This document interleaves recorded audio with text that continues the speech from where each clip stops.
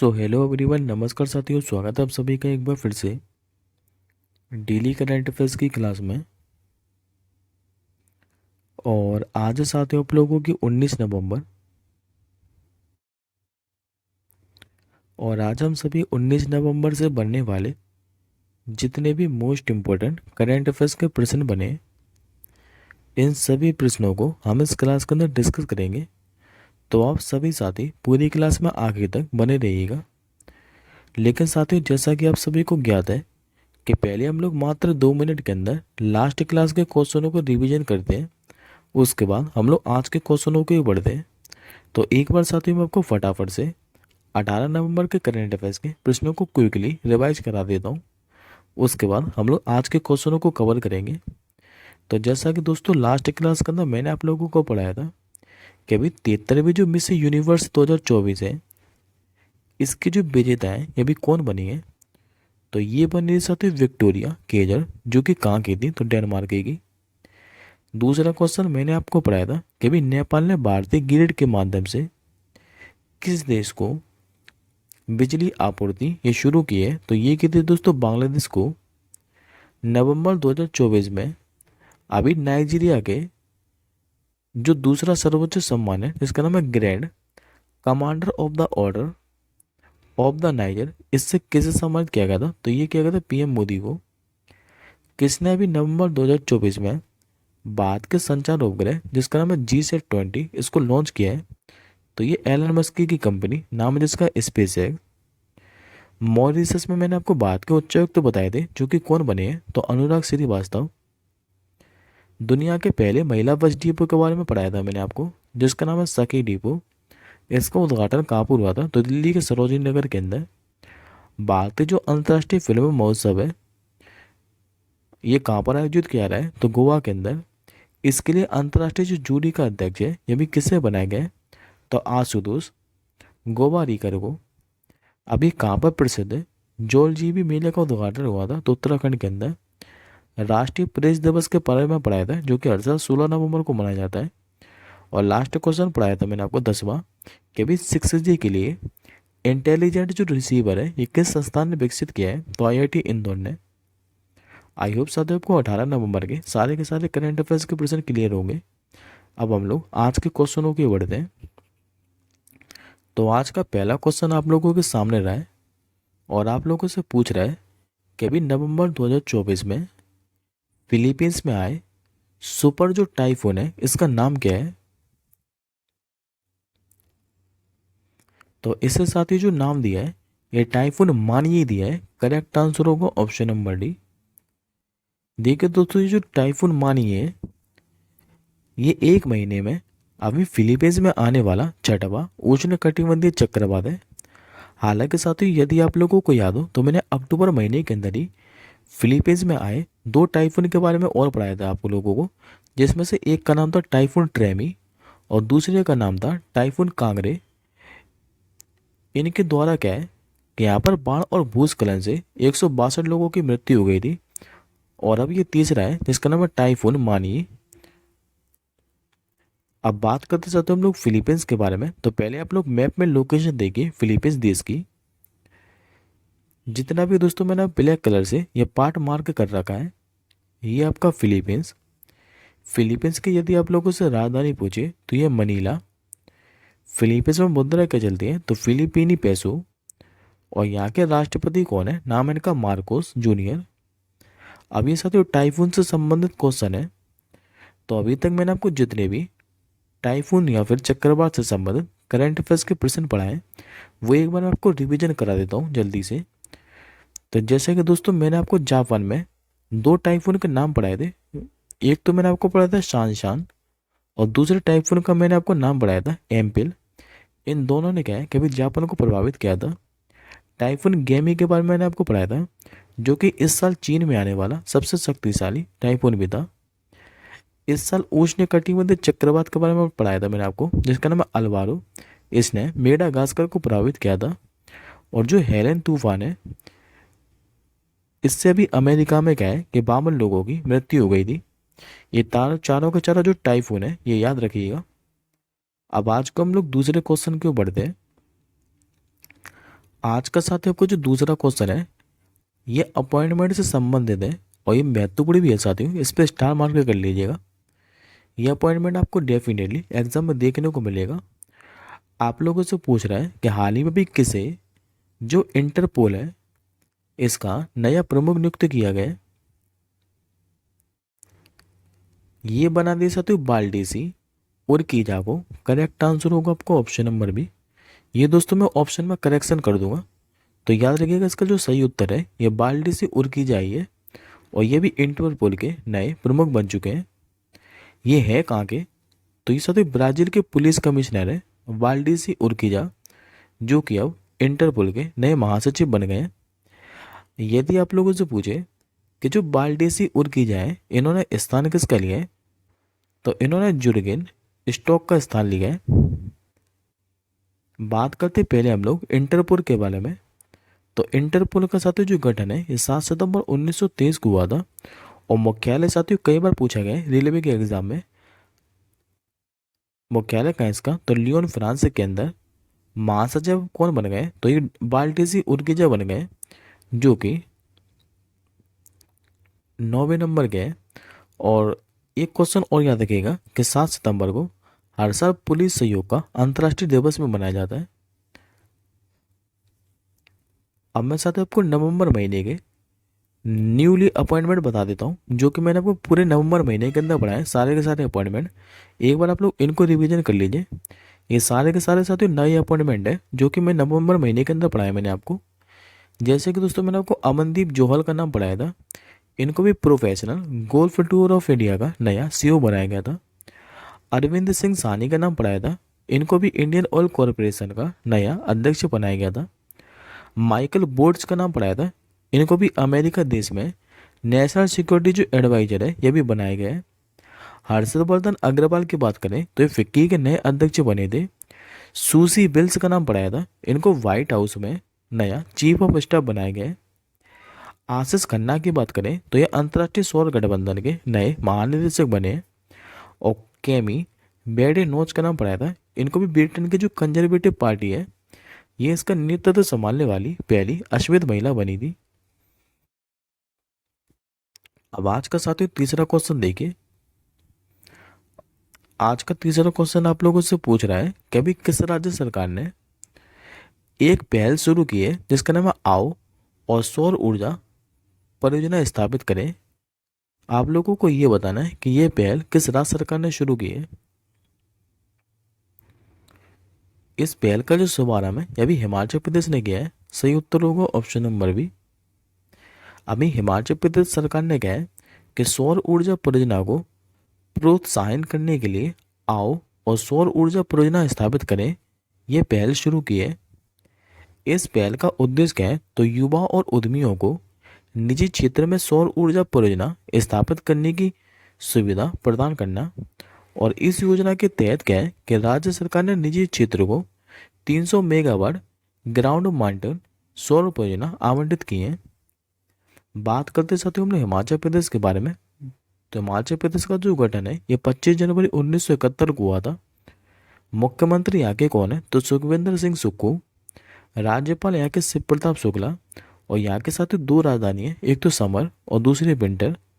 Summer आप लोगों को देखने को मिलेगी शिमला, जबकि विंटर क्या है देहरादून। लोकसभा की सीटें पूछी आप लोगों से, तो लोकसभा की सीट है यहाँ पर 4। राज्यसभा की सीट कितनी है, तो राज्यसभा की सीट है 3। और जबकि विधानसभा की सीट कितनी है, तो 68। और अभी मैंने आपको हिमाचल प्रदेश से ही नवंबर महीने के अंदर ही 2 करंट अफेयर्स के प्रेजेंट पढ़ाए थे। एक तो मैंने आपको पढ़ाया था कि नशीली दवाओं की अभी तस्करी से निपटने के लिए जो संकल्प पहल है इसकी शुरुआत किसने की थी, तो हिमाचल प्रदेश ने ही। और जो दुर्गेश अरण्य प्राणी उद्यान है यह भी IGBC प्रमाणन वाला बात का पहला चिड़ियाघर भी बना था। ये दोनों के दोनों करंट अफेयर्स पढ़ाए थे मैंने आपको हिमाचल प्रदेश से। हिमाचल प्रदेश के नेशनल पार्क की बात करें तो यहाँ पर साथियों 5 नेशनल पार्क है। एक तो ग्रेट हिमालय, दूसरा पिन वैली, तीसरा इंद्र किला, चौथा खीर गंगा और 5वां सिंबलवाड़ा।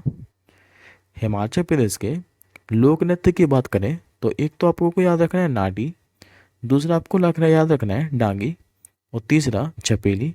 ये तीनों जो लोक नृत्य हैं हिमाचल प्रदेश के अंदर किए जाते हैं।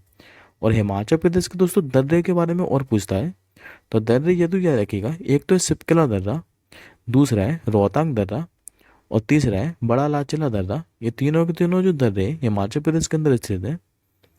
अब आज के हम लोग चौथे क्वेश्चन की ओर बढ़ते हैं। आज का चौथा क्वेश्चन आप लोगों के सामने रहा और आप लोगों से पूछ रहा है, कभी भारत ने अपनी पहली लंबी दूरी के जो हाइपरसोनिक मिसाइल है इसका सफल परीक्षण किया है।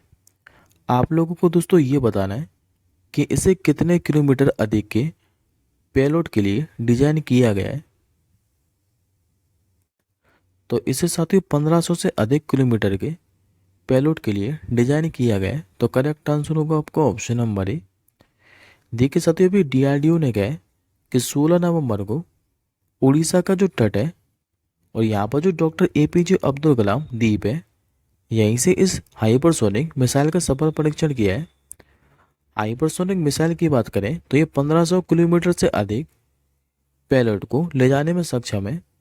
और हाइपरसोनिक हथियार की बात करें साथियों, तो ये ध्वनि की गति से 5 गुना अधिक स्पीड से चलती हैं। बात करते हैं हम लोग अब रक्षा से संबंधित करंट अफेयर्स के प्रश्नों के बारे में। तो ये दोस्तों मैंने आपको सारे के सारे जो करंट अफेयर्स के प्रश्न हैं ये भी 2 दिन पहले ही रिवीजन कराए। तो एक बार मैं आपको फिर से रिवीजन करा देता हूँ। जैसे कि भी ASMI जो पिस्तौल है इसको भी भारतीय सेना में शामिल किया गया था। डीआरडीओ ने मैंने आपको बताया था कि अभी भारतीय लाइट टैंक जो जोरावर है इसका ऑटोमेटिक परीक्षण किया था। डीआरडीओ जो IIT दिल्ली है इसने मिलकर अभी अबेड नामक एक हल्की बुलेट प्रूफ जैकेट बनाई थी। भारतीय नौसेना को भी पहला जो स्वदेशी स्टाइलैंडर ड्रोन है जिसका नाम है दृष्टि 10 यह भी प्राप्त हुआ था। और अभी मैंने आपको पढ़ाया था कि जो डीआरडीओ है इसने लॉन्ग रेंज लैंड अटैक जो क्रूज मिसाइल है इसका सफल परीक्षण किया था उड़ीसा के चांदपुर तट से ही। अब बात करते हैं हम लोग डीआरडीओ के बारे में। तो डीआरडीओ की दोस्तों जो स्थापना है 1958 के अंदर हुई थी। मुख्यालय यदि आप लोगों से पूछे तो ये नई दिल्ली के अंदर है। और वर्तमान में डीआरडीओ के अध्यक्ष कौन है, तो नाम है इनका समीर बी कामत। ये वर्तमान में डीआरडीओ के अध्यक्ष हैं। अब आज का हम लोग 5वां क्वेश्चन देखते हैं। आज का आपको 5वां क्वेश्चन आप लोगों के सामने रहा है और आप लोगों से पूछ रहा है कि भी किस देश ने भारत को 1440 तस्करी की गई जो प्राचीन वस्तुएं इनको भी वापस लौटाया है। तो ये लौटाया साथियों अमेरिका देश ने। सही उत्तर होगा ऑप्शन नंबर ए। देखिए साथियों, अमेरिका ने कहा है कि भी भारत को 1440 जो प्राचीन वस्तुएं ये लौटा दी हैं, जिनमें साथियों पवित्र मंदिर की मूर्तियां भी शामिल है। और इन वस्तुओं को क्या है कि तस्करी कर कर अमेरिका भेजा गया था।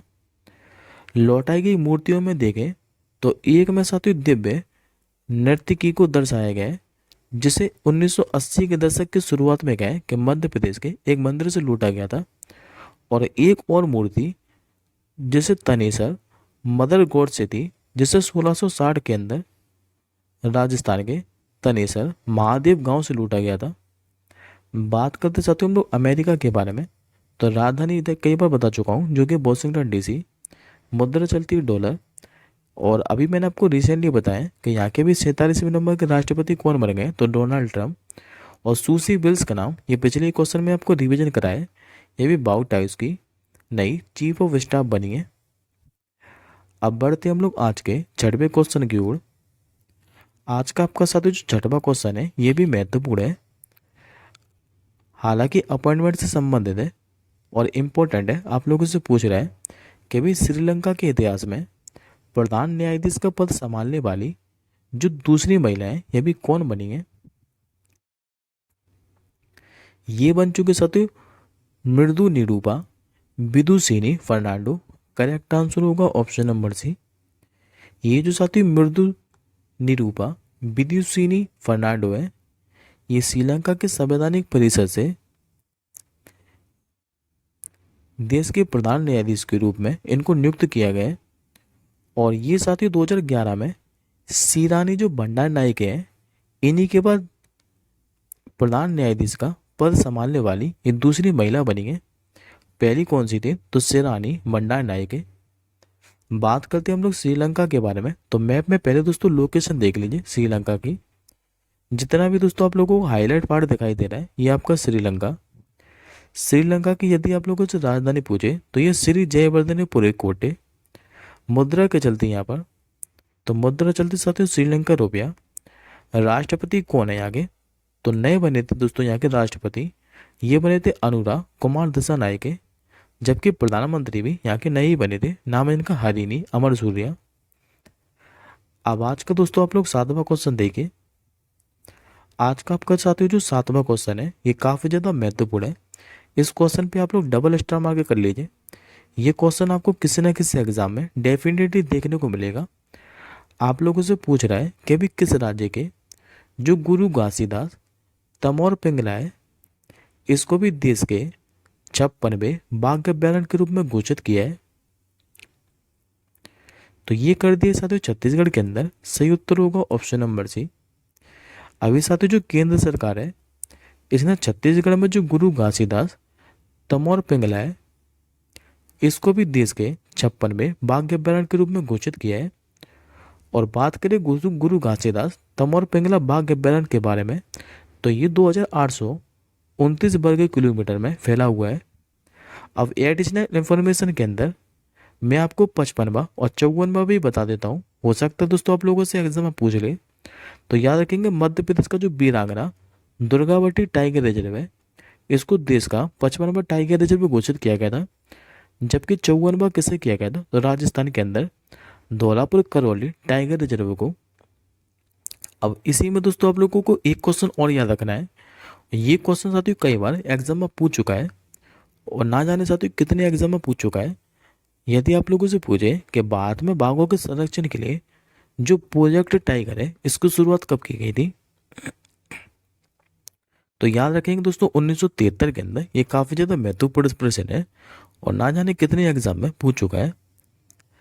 अब आज का आप लोग 8वां क्वेश्चन देखिए। आज का दोस्तों आप लोगों से 8वां क्वेश्चन पूछ रहा है कि भी राजकुमारी जो यूरिको है इनका संबंध किस देश के राजघराने से है जिनका भी हाल ही में निधन हो गया है। तो इनका जो संबंध है ये जापान के राजघराने से है, राजकुमारी यूरिको का।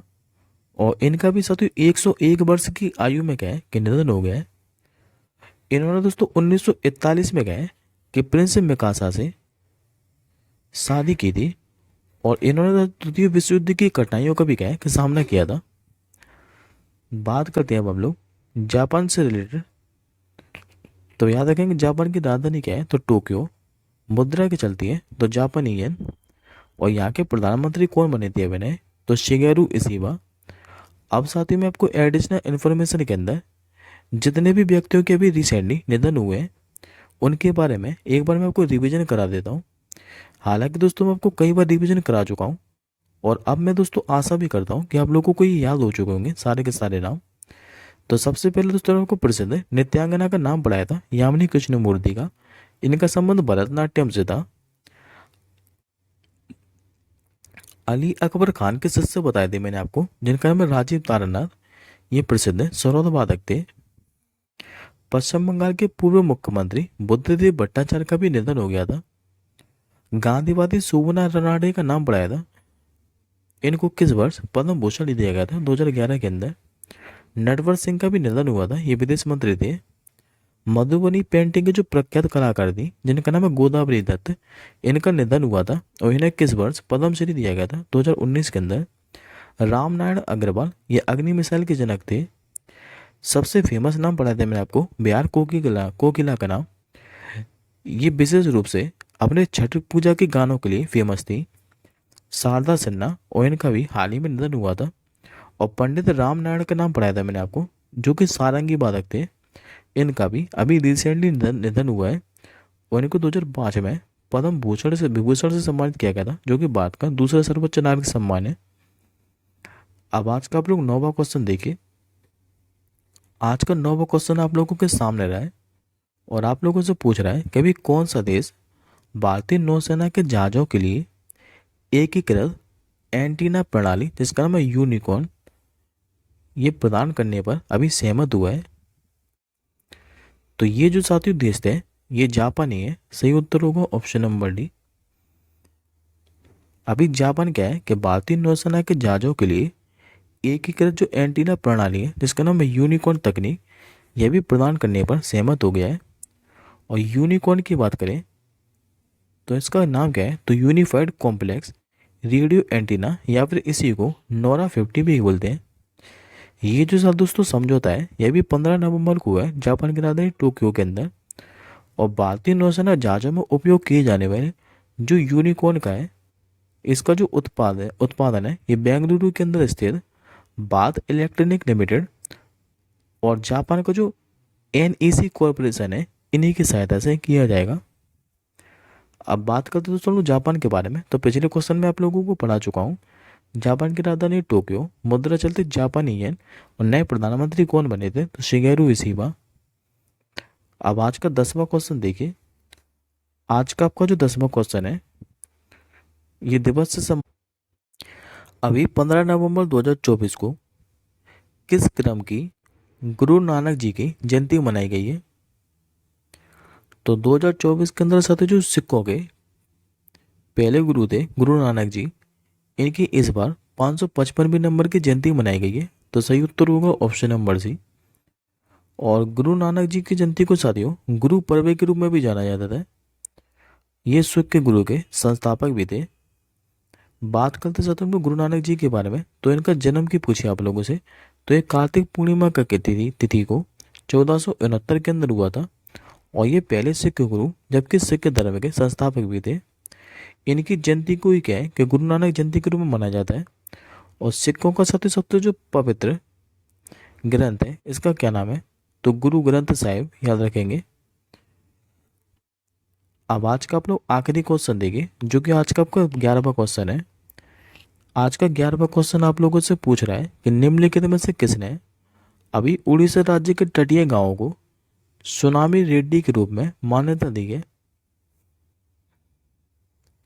ये जो मान्यता है ये यूनेस्को के द्वारा दी गई है। सही उत्तर होगा ऑप्शन नंबर ए। अभी उड़ीसा के 24 गांवों को क्या है कि सुनामी रेड्डी का टैग दिया गया है। और इनमें यदि साथियों दिए गए 24 गाँव में, तो सबसे फेमस जो बालासोर है, दूसरा भद्रक, जगत सिंहपुर, केंद्रापाड़ापुरी और गंजम जिले शामिल हैं। सुनामी रेड्डी का मतलब क्या है, तो सुनामी के दौरान आपात स्थितियों से निपटने के लिए तटों पर रहने वाले जो समुदाय हैं इन्हीं की तैयारी में सुधार लाना है सुनामी रेड्डी का मतलब। बात करते हैं दोस्तों हम लोग यूनेस्को के बारे में। तो यूनेस्को संयुक्त राष्ट्र की एक विशेष एजेंसी है। स्थापना इसकी 16 नवंबर 1945 को हुई थी। मुख्यालय का है तो फ्रांस की राजधानी पेरिस के अंदर। और वर्तमान में इसके महानिदेशक कौन है, तो ऑड्रे अजोले। ये दोस्तों आज का आपका क्वेश्चन ऑफ द डे है। इस प्रश्न का आंसर मुझे आप लोग कमेंट बॉक्स के अंदर बताइएगा कि अभी हरेंद्र सिंह जो सोढ़ी हैं इनका अभी रिसेंटली निधन हो गया है। आपको लोगों को ये बताना है कि इनका जो संबंध है ये किस खेल से है। इस प्रश्न का आंसर आप लोग मुझे अब कमेंट बॉक्स के अंदर बताइएगा। और दोस्तों एक चीज़ और, एक बार क्लास की पीडीएफ से इन सभी क्वेश्चनों को रिवीजन जरूर कर लीजिएगा सोने से पहले। पीडीएफ आपको हमारे टेलीग्राम ग्रुप पर मिल जाएगी। टेलीग्राम ग्रुप का जो लिंक है उस वीडियो के डिस्क्रिप्शन बॉक्स में है। अब हम मिलेंगे जल्दी अगली क्लास के साथ ही। तब तक के लिए जय हिंद, वंदे मातरम।